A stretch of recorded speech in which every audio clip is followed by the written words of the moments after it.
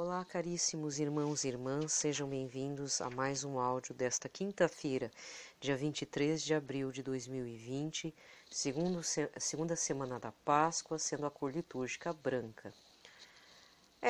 Podemos desejar ainda Feliz Páscoa, porque nossa Páscoa não tem nada a ver com o coelhinho, né? E com o ovinho da Páscoa, com os ovos de chocolate, os ovos recheados de amendoim, né, caramelizado, como é costume aqui na região sul, que é uma deturpação que é feita com a gente, essa ideia, né, desde quando a gente é criança nas escolas, porque é bonitinho, porque tem coelhinho, tem ovinho, aquelas coisas. É só observar como é que as crianças elas têm seus conteúdos, por exemplo, pinte o coelhinho da Páscoa. O conteúdo para crianças da educação infantil, primeiro, segundo, acho que até o terceiro ano, visam atividades de colorir ou para estimular a coordenação motora, mexendo com lã, criando ovinho, aquelas coisas. Sempre eles buscam os feriados, as datas assim que são feriados. E nunca se coloca Jesus na escola, né? Porque a Páscoa mundana se tornou a do coelho e do ovo de chocolate. Mas a Páscoa cristã católica cristã, como você preferir, é do Senhor Jesus. É o Senhor ressuscitado que venceu a morte. Passou pelo martírio, pelo suplício, pela paixão, morte de cruz, terceiro dia ressuscitou. Esse é o verdadeiro sentido da Páscoa. E o mais importante e o interessante é que as pessoas estão tão introjetadas com essa ideia da Páscoa, do coelho e do ovo de chocolate, virou um costume comercial, que sempre esquecemos quem que é de fato que deve ser lembrado na Páscoa. Então, Natal, que tem o velhinho gordinho da cor vermelha, daquela marca de refrigerante, e a Páscoa do coelho de chocolate, são deturpações dessas datas que não são meros feriados, são datas celebrativas do calendário católico cristão. Pronto, falei. Tá? Então, como eu já falei a respeito do meu canal, o meu canal tem um único objetivo. Primeiro, tem dois objetivos. O primeiro é fazer você conhecer a Jesus Cristo, a doutrina católica também, que está atrelada, não tem como desvincular, né? Segundo, que Jesus busque você para a sua salvação. Não sou eu que vou salvar você, caro irmão, cara irmã, tá? Mas é a partir do Senhor Jesus que você encontre a sua salvação para evitar a morte perpétua da sua alma. Morrer, todos nós vamos morrer para a carne. Mas temos que ter um vislumbre, a ideia não de um céu, tipo de criança, assim, eu vou para o céu. Não, não é essa ideia ingênua. Nós vamos para o reino dos céus, o reino do Pai eterno. Mas para isso, temos que acreditar, proclamar, adorar e amar e esperar o Senhor Jesus Cristo. É isso, tá bom? Então, pelo sinal da Santa Cruz, livrai-nos Deus nosso Senhor de todos os nossos inimigos. Em nome do Pai, do Filho e do Espírito Santo. Amém. A primeira leitura está nos Atos dos Apóstolos, capítulo 5, versículos 27 a 33. Naqueles dias eles levaram os apóstolos e os apresentaram ao sinédrio. O sumo sacerdote começou a interrogá-los, dizendo: Nós tínhamos proibido expressamente que vós ensinasseis em nome de Jesus. Apesar disso, enchestes a cidade de Jerusalém com a vossa doutrina, e ainda nos quereis tornar responsáveis pela morte desse homem. Então Pedro e os outros apóstolos responderam: É preciso obedecer a Deus antes que aos homens. O Deus de nossos pais ressuscitou Jesus, a quem vós matastes, pregando-o numa cruz. Deus, por seu poder, o exaltou, tornando-o o guia supremo e salvador, para dar ao povo de Israel a conversão e o perdão dos seus pecados. E disso somos testemunhas, nós e o Espírito Santo, que Deus concedeu àqueles que a ele obedecem. Quando ouviram isto, ficaram furiosos e queriam matá-los. Palavra da salvação. O salmo responsorial de hoje está no 33, com o refrão: Este infeliz gritou a Deus e foi ouvido. Este infeliz gritou a Deus e foi ouvido. Bendirei o Senhor Deus em todo o tempo, o seu louvor estará sempre em minha boca. Provai e vede quão suave é o Senhor, feliz o homem que tem nele o seu refúgio. Este infeliz gritou a Deus e foi ouvido. Mas ele volta a sua face contra os maus, para da terra apagar sua lembrança. Clamam os justos, o Senhor bondoso escuta e de todas as angústias os liberta. Este infeliz gritou a Deus e foi ouvido. Do coração atribulado ele está perto e conforta os de espírito abatido. Muitos males se abatem sobre os justos, mas o Senhor de todos eles os liberta. Este infeliz gritou a Deus e foi ouvido. Este infeliz gritou a Deus e foi ouvido. A aclamação. João 20, versículo 29. Aleluia, aleluia, aleluia. Aleluia, aleluia, aleluia. Acreditaste, Tomé, porque me viste. Felizes os que creem sem ter visto. Aleluia, aleluia, aleluia. Aleluia, aleluia, aleluia. O evangelho de hoje está em João 3, versículos 31 a 36. Aquele que vem do alto está acima de todos. O que é da terra pertence à terra e fala das coisas da terra. Aquele que vem do céu está acima de todos. Dá testemunho daquilo que viu e ouviu, mas ninguém aceita o seu testemunho. Quem aceita o seu testemunho atesta que Deus é verdadeiro. De fato, aquele que Deus enviou fala as palavras de Deus, porque Deus lhe dá o Espírito sem medida. O Pai ama o Filho e entregou tudo em sua mão. Aquele que acredita no Filho possui a vida eterna. Aquele, porém, que rejeita o Filho não verá a vida, pois a ira de Deus permanece sobre ele. Palavra da salvação. Aqui termina a liturgia da palavra e eu tenho que fazer um apontamento a respeito das leituras desta semana. Vamos recordar. Nesse domingo, dia 19, segundo domingo da Páscoa, foi a leitura em que São Tomé não estava no primeiro encontro, na primeira aparição de Jesus ressuscitado aos apóstolos, ele não estava junto, e ele não acredita no testemunho dos amigos, dos colegas. Por outro lado, sim, passa a ideia de incredulidade, mas em parte ele tem razão, porque todos, menos Tomé, viram o Senhor. E Tomé provavelmente estava com saudade, fez um mimimi, reclamou e disse: se eu não vir e tocar nas suas chagas, no seu lado aberto, eu não acreditarei. Né? Só que aí acontece algo muito importante e interessante. Quando acontece novamente Jesus aparecendo para todos, Tomé está lá, Jesus o chama e fala: vem aqui e toca nas minhas chagas. E o que Tomé faz? Ele fala, se ajoelha e diz: meu Senhor e meu Deus. E é interessante que os outros apóstolos realmente não falam isso, só Tomé, que passa por incrédulo. Isso foi uma observação de uma homilia que eu vi essa semana. Bem, enfim. Então, o evangelho mais importante deste domingo, dessa semana, do segundo domingo, é a de Tomé. Desculpa, mas é que realmente minha voz está falhando, porque estou com uma tosse seca. Está muito seco aqui, não chove na região, né? Então eu peço desculpas. E várias vezes eu fico dando pausa no áudio. Aí o que acontece? Aí no correr da semana, segunda-feira, terça, a gente lê o encontro de Nicodemos com Jesus. Então acontecem umas situações interessantes aqui a serem observadas. Estamos vendo, né, Jesus ressuscitado. Ele ressuscitou o terceiro dia após o seu suplício, paixão e morte na cruz. Ele aparece para Maria Madalena. Maria Madalena deseja o corpo morto do Senhor. Ela estava tão desconcertada que queria o corpo morto de Jesus. Só que aí Jesus aparece a ela de corpo ressuscitado e bem vivo.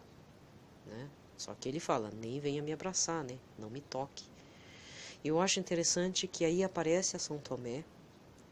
São Tomé fala: se eu não tocar no lado, se eu não ver ele, né? O que acontece?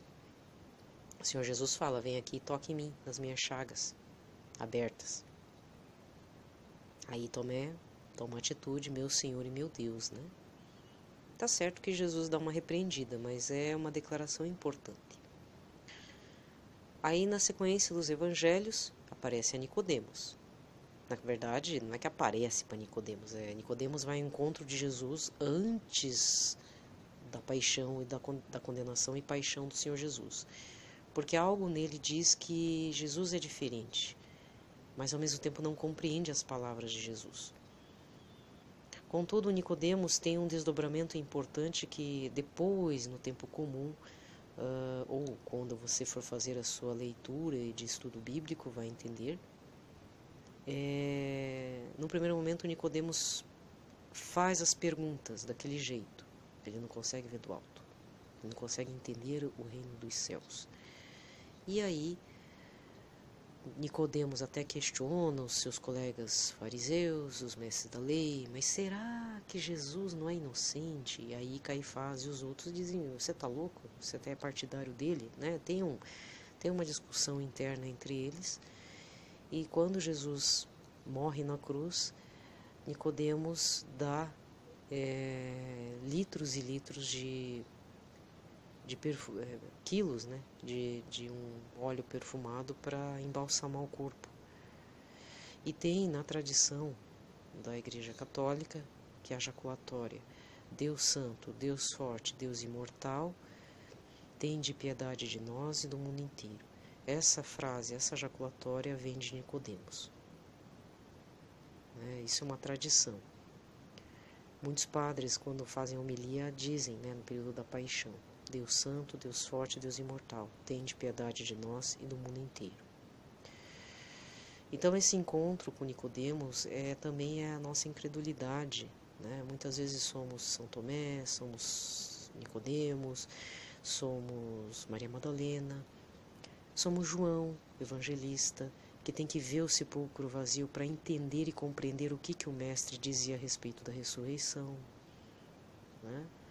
Então, nesse momento, em qual personagem da Bíblia estamos? Porque vamos passar por todos eles, em alguma fase da vida, nessa caminhada da cristandade, do estudo cristão, da fidelidade, da perseverança e dessa aliança.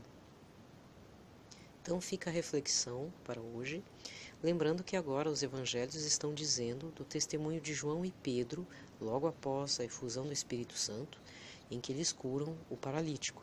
E eles são acusados por isso e está acontecendo situações interessantes. Eles são presos, mas saem da prisão de forma misteriosa.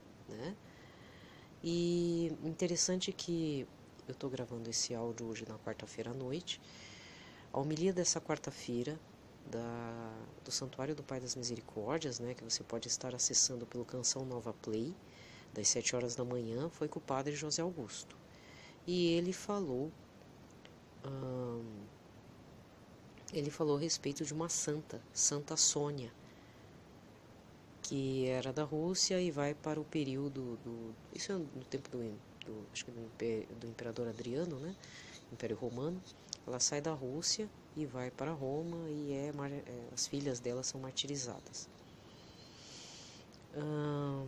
Mas o que me chamou a atenção hoje foi que essas crianças, 3 meninas da Santa Sônia, foram decapitadas.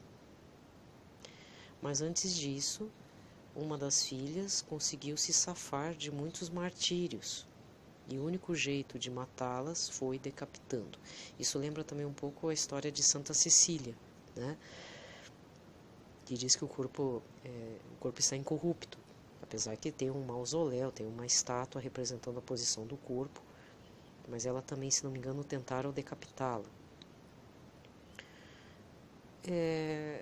Ultimamente eu tenho ouvido umas histórias estranhas de que algumas nações, uma nação específica, que eu não sei definir qual, tem comprado aparelhos para decapitação. É um papo meio teoria da conspiração, mas de repente eu fiquei pensando, por que será que estão querendo voltar com a decapitação, Então são umas situações, estranhas, às vezes uns papos sem pé nem cabeça, mas independente se a gente vai perder a cabeça mesmo, de fato, como também o Estado Islâmico estava fazendo martírio com os cristãos lá do Oriente, lembra, uns 2 anos atrás, 1 ano atrás, estavam direto aí o povo do Estado Islâmico barbarizando, os prisioneiros cristãos, estavam decapitando, cortando o pescoço e tal. Eu não entendo por que as pessoas acham que para matar os cristãos tem que decapitar, tem que matar, tem que, é matar o próprio Cristo, né? E eu já comentei aqui nos áudios de que os inimigos de Cristo ainda querem matá-lo. Matá-lo, matá-lo, matá-lo sem chance de ressurreição. Então a gente precisa ter um testemunho, se não fortalecido, muito perseverante. Todo dia fazendo renúncia, né? Não dá para fazer jejum, acontece uma coisa, mas a gente tem que ofertar o mínimo possível então do que a gente pode estar fazendo para que a fé não esmoreça, que a nossa fé católica em Cristo não acabe, que a gente reze realmente pela formação de novas vocações. Até num dos áudios que eu andei fazendo, uma das intenções foi homens viúvos, homens solteiros, sei lá, de repente é um homem solteiro que não foi casado na igreja católica, mas foi casado no civil, separou, para que esses homens virem padres. Homens em pecado assim gravíssimo, que Deus resgate todos esses homens e eles possam se tornar padres. Homens viúvos ou viúvos podem se tornar padres. Tem muitos casos assim. É urgente a formação de padres, sabe? Não precisa ser necessariamente jovens, porque hoje em dia a gente não sabe o dia de amanhã. A gente está vendo jovens, pessoas maduras. Maduras, quando eu falo maduras, é entre 30 e 50 anos, né? Não tão velhos. Mas até os velhinhos, né? Porque homens de 60 anos têm sua agilidade ainda, né? Não tão capengas, digamos assim. E depois dessa situação do coronavírus na Itália, que matou mais de 50, além de todas as centenas de pessoas, muitos padres que foram socorrer, dar viático, fazer confissão, extrema-unção, morreram. Eu acredito que não são só 50, né? Deve ser umas centenas. E agora? Entende? Então, sem padres não há sacramento da confissão, comunhão, não tem missa sacramental. E nós católicos precisamos do sacramento. Então temos que ter fé também que um dia as missas vão poder acontecer e nós poderemos ir comungar efetivamente. Fazemos a comunhão espiritual? Sim, mas não substitui o sacramento da comunhão. Fazemos o ato de contrição, que é o arrependimento com Deus? Fazemos, mas não substitui o sacramento da confissão. Isso é apenas um preparatório. Fomos podados com relação a isso, né? Então a gente tem que aguardar. Estamos num tempo parecido com o dos proto-cristãos, tudo escondido, né? Não podendo celebrar efetivamente. Temos que fazer como se fosse uma coisa, como diria, caseira, né? Mas não é o sacramento. Então engana-se quem fale que substitui tudo isso que nós estamos fazendo, comunhão espiritual, ato de contrição, como diz o Padre Manzotti, né, ato de contrição perfeita como no lugar da confissão, isso não existe. Num primeiro momento, estamos sem sacramentos, né? Mas assim que tudo voltar assim ao que parece ser relativamente normal, entre aspas, a gente precisa voltar para a missa e receber Senhor Jesus e fazer a confissão. Né? Até porque, pela doutrina católica, tem que se confessar uma vez por ano. Então, quem se confessou lá em dezembro, para o período do advento, tá, a gente pecou, mas a gente está cumprindo, né? Tá feito, tá no tempo ainda. Não vamos nos desesperar. O ruim é aquelas pessoas que fazem confissão uma vez por mês ou a cada 2 semanas, né? Aí sente falta. Pessoas que comungam sempre na missa, né? Também sentem falta, mas vamos nos preservar um pouquinho. Só não pode ficar criando teologia da própria cabeça, só isso que eu falo, né? Quer dizer, não é só eu. O Padre Paulo Ricardo tá assim agoniadíssimo. As pessoas estão confundindo tudo e aí fica difícil, né? Então é preciso muita orientação, muita paciência dos padres agora, mas a gente tem que rezar pela formação de novas vocações, nem que sejam de pessoas de mais idade, homens, que se tornem padres tardios, mas que se formem, nem que seja para fazer um ministério pastoral de apenas 7, 10 anos, não tem problema. O importante é que a gente mantenha a fé e a tradição da Igreja Católica. Até porque tem muitas famílias que não cedem seus filhos, né, para serem padres. Muitas pessoas. Então é complicado. Fora outras situações que também Enfim, situações assim que só Deus sabe, que às vezes pode estar acontecendo e que realmente não se forme padres. O seminarista chega num ponto que não vai, né? Então só Deus sabe. Então tem que rezar por isso também. Bem, aqui termina a liturgia da palavra, termina o pitaco também. Vamos rezar nessas intenções. Desejo a todos uma ótima quinta-feira a todos. Paz e bem.